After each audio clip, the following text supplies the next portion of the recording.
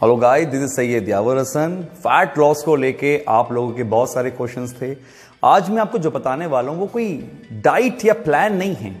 Trust me, कोई भी YouTuber और कोई भी गूगल एक सैंपल डाइट बना के आपका फैट लॉस नहीं कर सकता। मेरे पास भी बहुत से क्लाइंट्स आते हैं कोई डाइट लेकर, ये हमने फॉलो करा, 10-12 दिन वाटर लॉस हुआ, कुछ वेट भी गिरा, लेकिन उसके बाद कांस्टेंट। रीजन, क्योंकि कोई भी एक वीडियो के थ्रू आपका फैट लॉस नहीं करा सकता। 100 तरह की बॉडी, 100 तरह की प्रॉब्लम्स। सो किसी भी डाइट को फॉलो करने से पहले, वर्कआउट फॉलो करने से पहले मैं आपको कुछ बताना चाहूंगा कि आपको अगर फैट लॉस करना है तो सबसे पहले दिमाग में कुछ चीजें बिठानी पड़ेंगी, अदरवाइज आप कुछ भी कर लो, आप फैट लॉस नहीं कर सकते।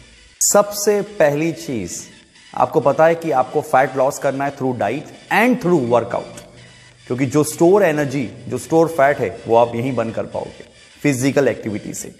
आपके पास एक गोल होना चाहिए। ऐसा नहीं कि मुझे साल भर में करना है या 6 महीने में, नहीं, कोई गोल होना चाहिए कि हाँ मुझे 60 days, 90 days, 100 days, 200 days, what is your goal. इस गोल के अंदर जब मैं वर्कआउट स्टार्ट करेंगे, कुछ भी हो जाए मैं बैक स्टेप नहीं लूंगा या नहीं लूंगी। सबसे पहले आपको गोल सेट करना है। बिना गोल सेट करे आप किसी भी तरह का आप वर्कआउट कर लें, कोई रिजल्ट्स नहीं मिलेंगे।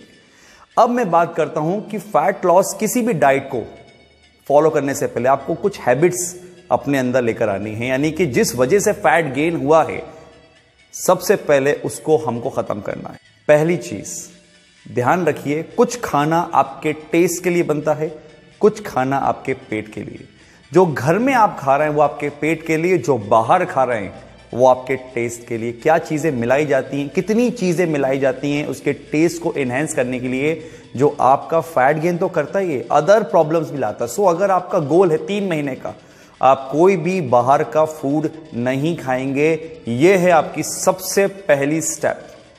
सेकंड स्टेप, आप देखिए कि आपके 24 घंटे के फूड में जो भी आप खा रहे हैं, कंज्यूम कर रहे हैं, शुगर कितनी है।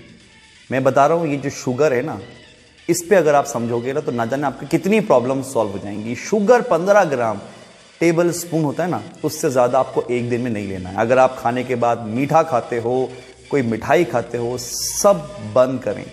15 ग्राम शुगर आप चाय में ले लें, 15 ग्राम आप कॉफी में ले लें, या 15 ग्राम शुगर आप मिल्क में ले लें, लेकिन 15 ग्राम शुगर से ज्यादा आपको नहीं लेना है। Second step.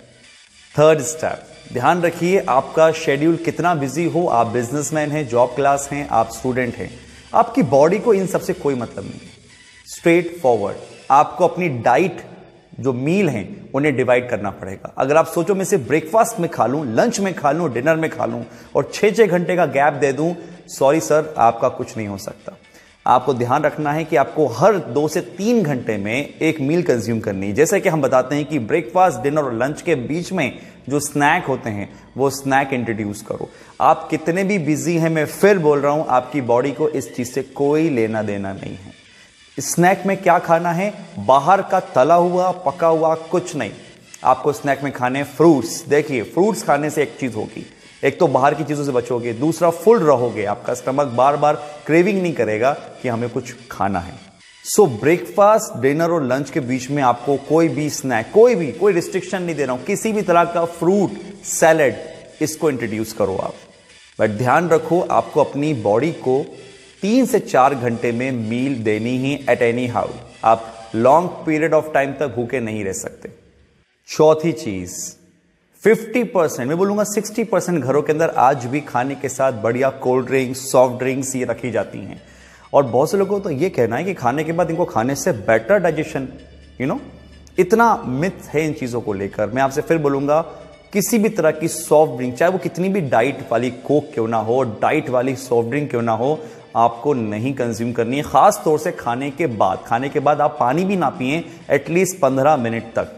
सो कोई सॉफ्ट ड्रिंक नहीं, कोई कोल्ड ड्रिंक नहीं, जब तक आपका ये फिटनेस गोल, आपको ये अवॉइड करना है।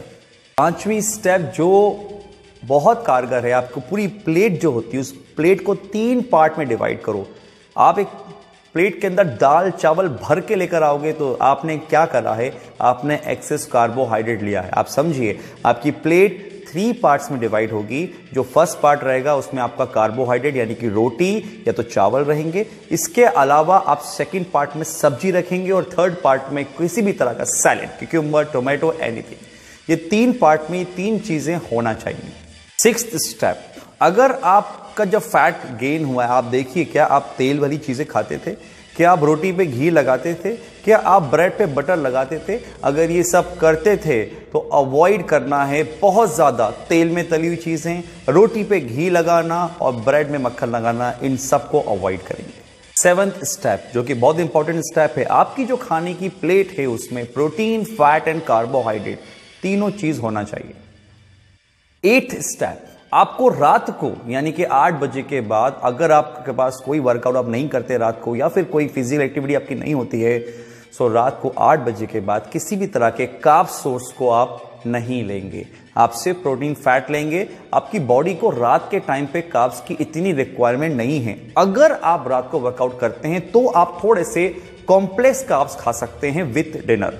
लेकिन अगर आपका रात को कोई फिजिकल एक्टिविटी नहीं है तो रात के 8 बजे के बाद किसी भी तरह के कार्बोहाइड्रेट आप नहीं लेंगे। सबसे लास्ट एंड इंपॉर्टेंट पॉइंट, अगर आप स्मोकर हैं, अल्कोहलिक हैं, तो ध्यान रखिए किसी भी तरह का फिटनेस गोल आपके लिए नहीं है। लीवर और लंग्स, ये 2 चीजें जो स्मोक और अल्कोहल करने में इफेक्ट होती हैं, ये दोनों ही चीजें बहुत इंपॉर्टेंट है आपके वर्कआउट, आपकी परफॉर्मेंस में, और ये 2 ही चीजें आपकी परफॉर्मेंस डाउन करेंगी। तो कहां से आपको रिजल्ट मिलेंगे?